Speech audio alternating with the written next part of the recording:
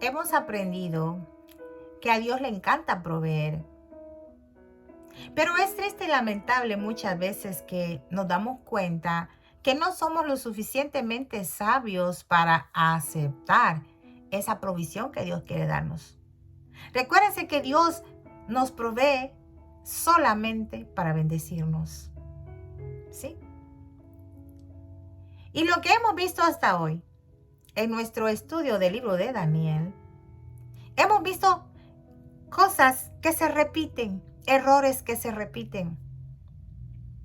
Y todo error trae consecuencia. Dios provee. Dios le proveyó al rey Nabucodonosor a sus hijos, estos judíos, para bendecirlo, para bendecir su imperio, su reino, para que el nombre de Dios verdaderamente fuera exaltado en ese reino. Pero siempre ignoraron esa provisión. Siempre Daniel fue ignorado.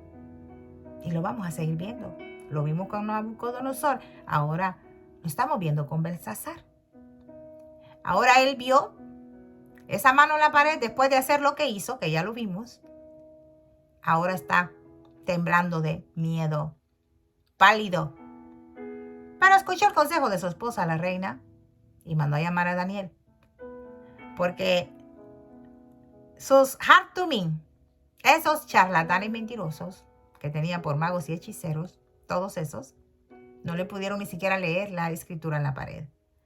Bueno, veamos entonces lo que Dios nos va a decir en esta hora, en el capítulo 5 de Daniel, en la segunda y última parte. Y siempre con reverencia al Padre, al Hijo y al Espíritu Santo de Dios. Leemos el verso 16. Y dice, yo pues he oído de ti que puedes dar interpretaciones y resolver dificultades. Si ahora puedes leer esta escritura y darme su interpretación, serás vestido de púrpura y un collar de oro llevarás en tu cuello y serás el tercer señor en el reino. Que Dios nos hable. Que esta revelación que vas a recibir del Señor sea aceptada en tu corazón y puedas tú caminar con el Señor de la mano en obediencia. Vemos que le están ofreciendo a Daniel una posición muy prominente en ese reino y vestiduras de prestigio. Bueno, esto que le están ofreciendo a Daniel, nos vamos a dar cuenta qué es lo que Daniel hace con ello. ¿Cuál es la postura, la posición de Daniel ante esta situación? Verso 17. Entonces Daniel respondió y dijo delante del rey, tus dones sean para ti y da tus recompensas a otros. Leeré la escritura al rey y le daré la interpretación. Daniel no está interesado en las cosas del mundo. ¿Sí? Él sabe que no tiene ningún valor porque son temporales. A Daniel le interesan las cosas eternas, cosas que deberían de interesarnos a nosotros también. Las cosas eternas, no las pasajeras que nos ofrece este mundo.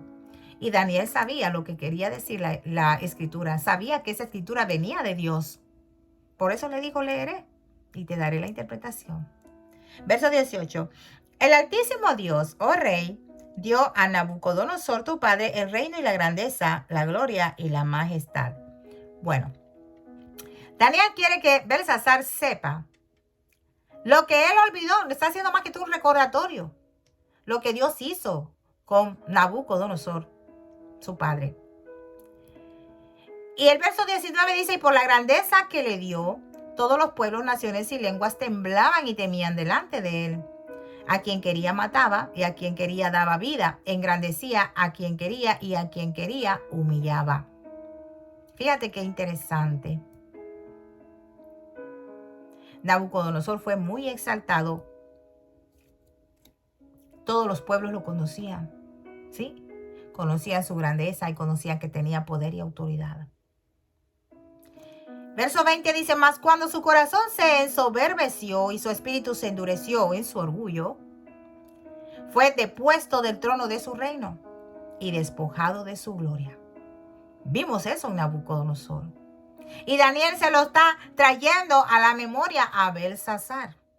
Entonces, vemos acá que Dios le dio una segunda oportunidad a Nabucodonosor. Sí. Qué interesante. Porque le dijo, después tu reino te será restaurado.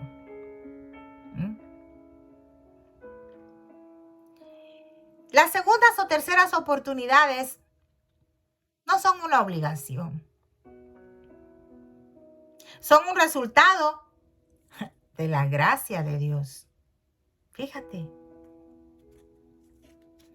Y lo importante que debemos de aprender es que no, fíjate, Dios no tiene que mostrar su gracia del mismo modo en todas las personas. Él trata con cada uno de nosotros de una manera muy diferente. Muy diferente. Él tiene que ser justo. Amén. Sí. Entonces, y lo que vimos en Nabucodonosor fue que él fue receptor de la gracia de Dios. Él la recibió. ¿Sí? Entonces, la intención acá era que la gente aprendiera o viera lo que Dios hizo en la vida de Nabucodonosor, ¿verdad? Que a través de su vida y el juicio que Dios le emitió y la restauración que le dio a su vida fueron únicamente dadas por el Dios Altísimo.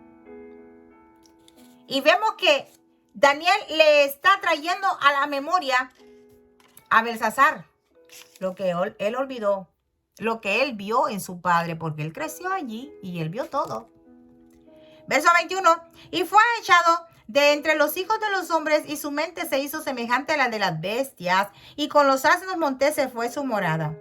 Hierba le hicieron comer como a buey, y su cuerpo fue mojado con el rocío del cielo, hasta que reconoció que el Altísimo Dios tiene dominio sobre el reino de los hombres, y que pone sobre él al que le place. Al que le place. La gracia que recibió Nabucodonosor alcanzó a su hijo Belsasar. Dios permitió que así fuera. Y Dios le dio tiempo para ver si este rey, ya en esa posición, exaltaba su nombre. Pero vemos que no fue así. Vemos que Belsasar fue testigo de todo lo que Dios hizo con su padre. Pero él no testificó de ello en su reino, en la posición que tomó después que su padre murió, 20 años, casi 20 años atrás. Entonces, verso 22 dice, y tú, hijo de Belsasar, no has humillado tu corazón sabiendo todo esto. Sabiendo todo eso. Aquí le está declarando Daniel, ¿verdad? Está confirmando que Belsasar sabía todo lo que Nabucodonosor había pasado, todo lo que Dios había tratado con él. Y él no quiso testificar de ello. Al contrario, se enalteció también. Verso 23, sino que contra el Señor del cielo te has ensoberbecido e hiciste traer delante de ti los vasos de su casa, y tú y tus grandes, tus mujeres y tus concubinas, bebiste vino en ellos. Además de esto, diste alabanza a dioses de plata y oro, de bronce, de hierro, de madera y de piedra, que ni ven ni oyen ni saben. Y al Dios en cuya mano está tu vida y cuyos son todos tus caminos, nunca honraste. Oh, gloria a Dios. Mira, qué interesante. Nos damos cuenta acá que esta es una declaración muy sabia. Muy sabia. Sí.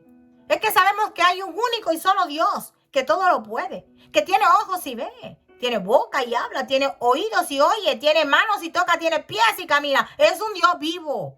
Es un Dios vivo. No esos dioses de metal, de madera, de bronce, de oro, de hierro, de piedra. Como dice Daniel acá, esta declaración. No ven, no oyen, ni saben nada. Igualitos son los que los hacen y los que lo adoran. Ay, Dios mío, qué pena, ¿no?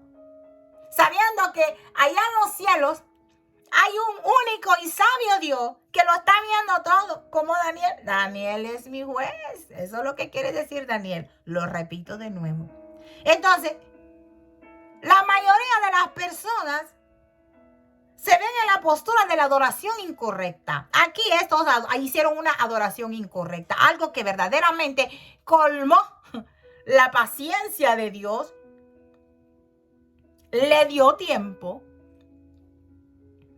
y él cometió el mismo error que su padre, con la única diferencia que Nabucodonosor tuvo oportunidad de arrepentirse. Pero lo vamos a ver ahora qué pasó con él. Bueno, versos 24 y 25 dice, entonces de su presencia fue enviada la mano que trazó la escritura, y la escritura que trazó es Mene, Mene, Tekel, Uparsin.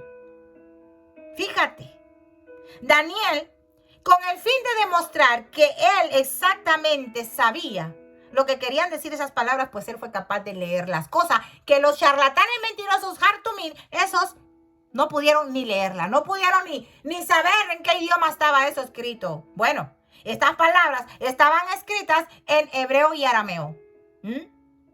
Mene, Mene, Tekel, Uparsin.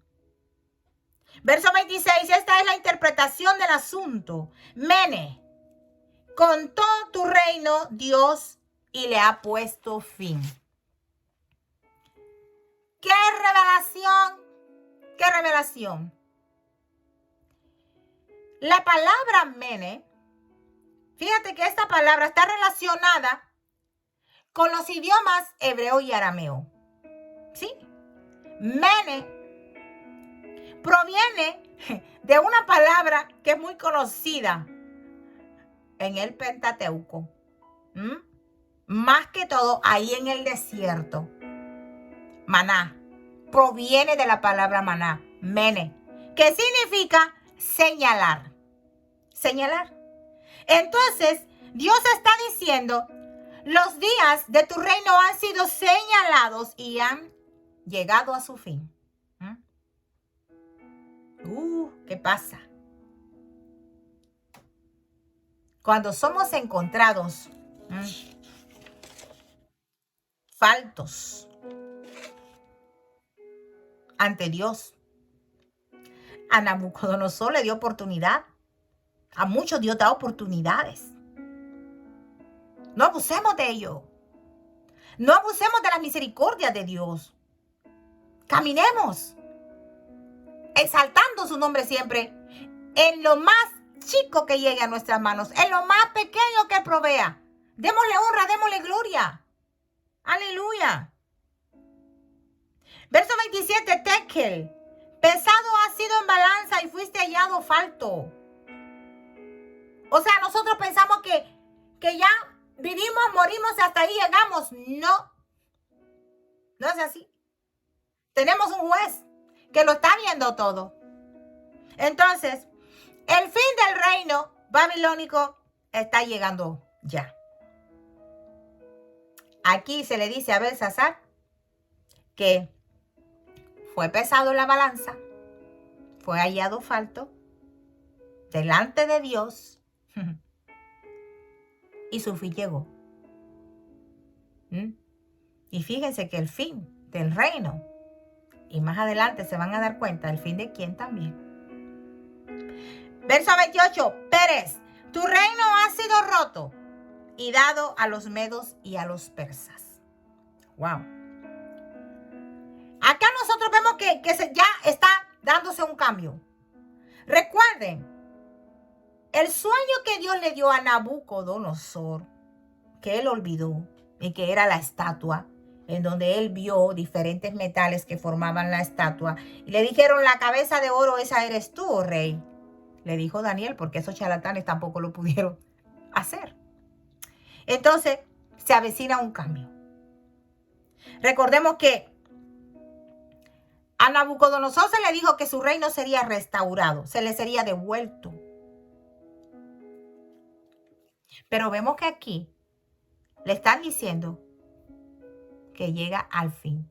Llegó el fin del reino. Ha sido roto. Este no será restaurado.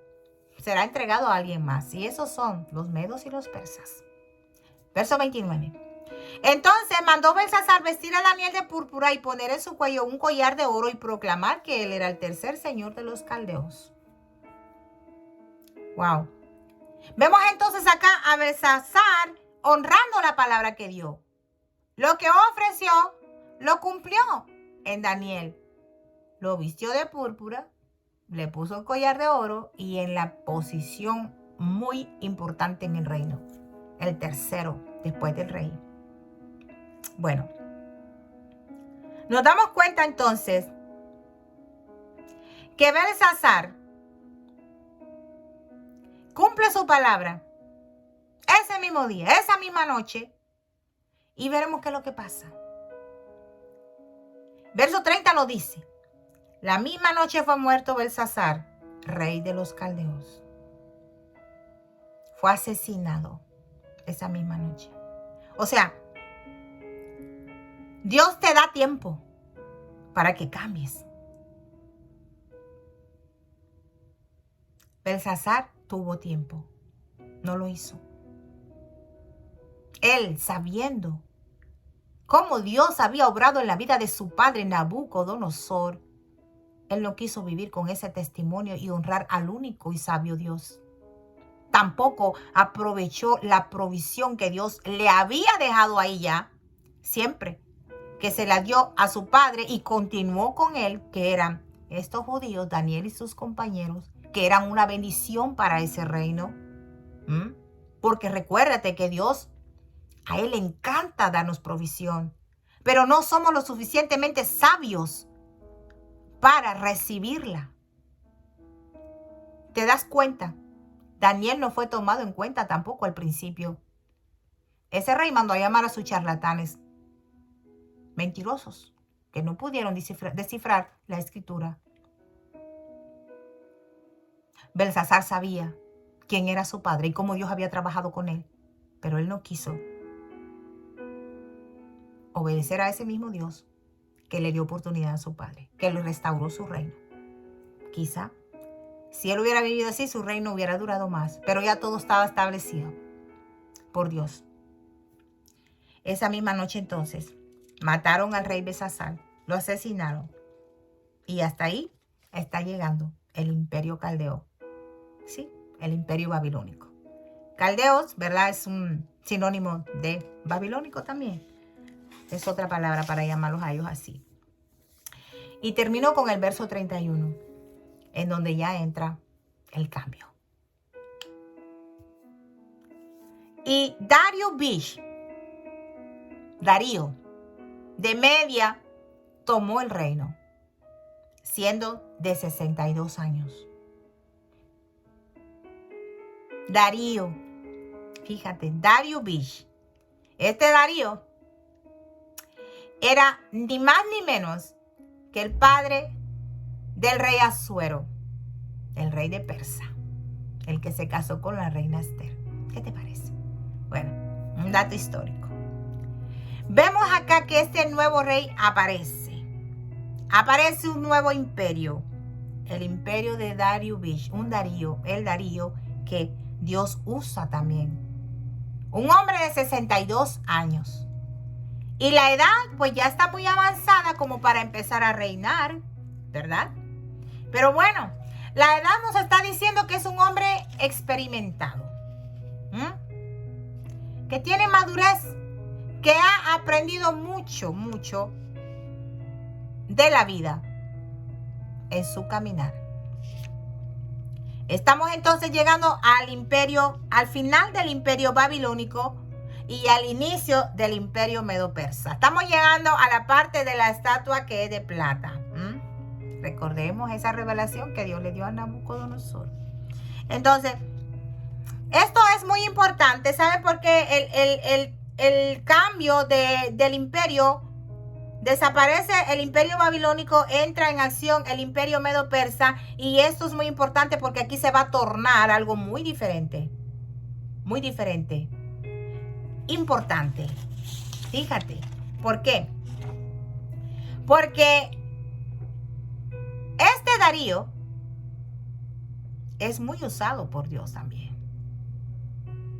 Y te vas a dar cuenta que los medos y los persas persiguieron también al pueblo judío, pero antes de eso estuvieron bien. Y eso es lo que vamos a ver. ¿Qué es lo que va a pasar? A este Darío Dios lo usó para que el pueblo que estaba allí exiliado en Babilonia regresara a Jerusalén. Se está acabando ya el exilio. Qué lindo, ¿no? Bueno, entonces, aquí va a haber ese cambio, esa transición. Está sucediendo para que el pueblo de Judá, que está allí en el exilio babilónico, regresen a su tierra. Entonces, vemos que Dios colocó a Daniel allí en Babilonia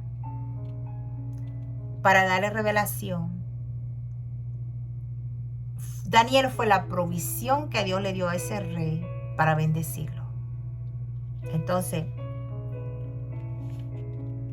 ¿qué provisión Dios nos da a nosotros hoy en día para bendecirnos? Y ahora no te voy a hablar en tu vida así individual.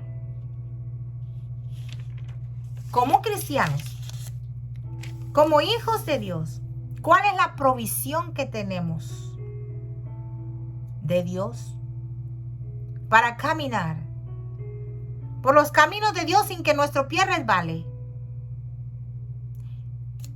La provisión la tenemos en las Sagradas Escrituras a través de las profecías.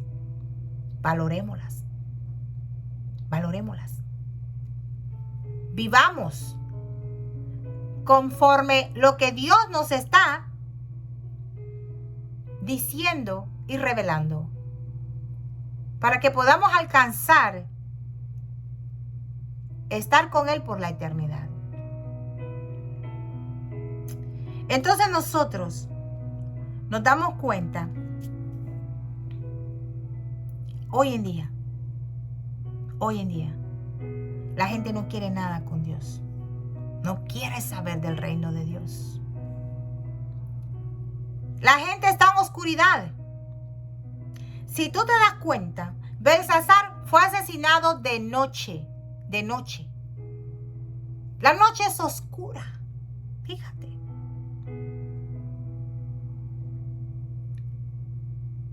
Y en la oscuridad,